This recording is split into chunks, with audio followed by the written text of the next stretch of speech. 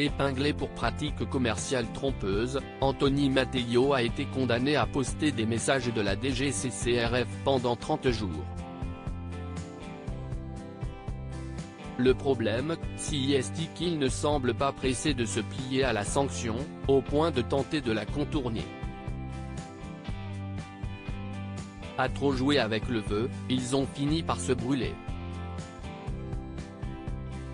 Ce vendredi 2 juin, 6 influenceurs ont été épinglés par la DGCCRF, la Direction Générale de la Concurrence, de la Consommation et de la Répression des Fraudes. Il leur est reproché des pratiques commerciales trompeuses par le biais de leurs réseaux sociaux. Sur le banc des accusés, Ilan Castronovo, Anthony Matteo, Gaëtan Desblèdes, Léa Monchicourt, Simon Castaldi et Capucine Anav. Outre un rappel à loi, ils font l'objet d'une injonction administrative qui les contraint d'afficher sur leurs réseaux sociaux, durant 15 à 30 jours, des messages de la DGCCRF, en rappelant la loi concernant le commerce via l'influence.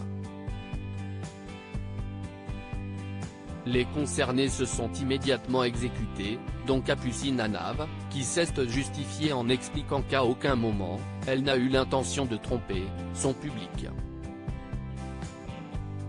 Elle a également révélé combien ses publications lui ont rapporté et a promis plus de transparence dorénavant. Mais d'autres n'ont pour le moment pas publié le message pourtant obligatoire de la DGCCRF, comme Anthony Matteo. Anthony Matteo a-t-il contourné sa sanction ? Alors qu'il est contraint, comme tous les autres influenceurs concernés, de publier les messages de Bercy, l'ancien candidat des apprentis aventuriers n'a pour le moment pas effectué sa peine. Pire encore, son compte Instagram, suivi par près d'1 million d'abonnés, n'est désormais plus public.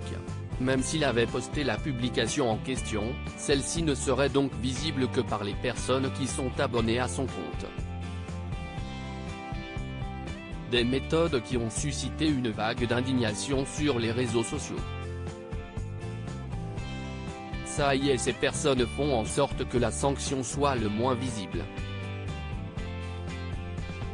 Bruno Le Maire, il fallait leur coller une amende bien salée, il est en privé maintenant sur Instagram. Quelle surprise! Dans 30 jours, quand il pourra supprimer la publication d'injonction punition de son compte, il reviendra, mais il n'a pas eu injonction de mettre son compte en mode public, le malin. Sur Snapchat il n'a même pas parlé et son compte Instagram est en privé, peut-on lire sous le message de la DGCCRF épinglant Anthony Matteo pour pratiques commerciales douteuses. Tous sont unanimes, la sanction n'est pas suffisamment sévère à l'encontre des influenceurs concernés.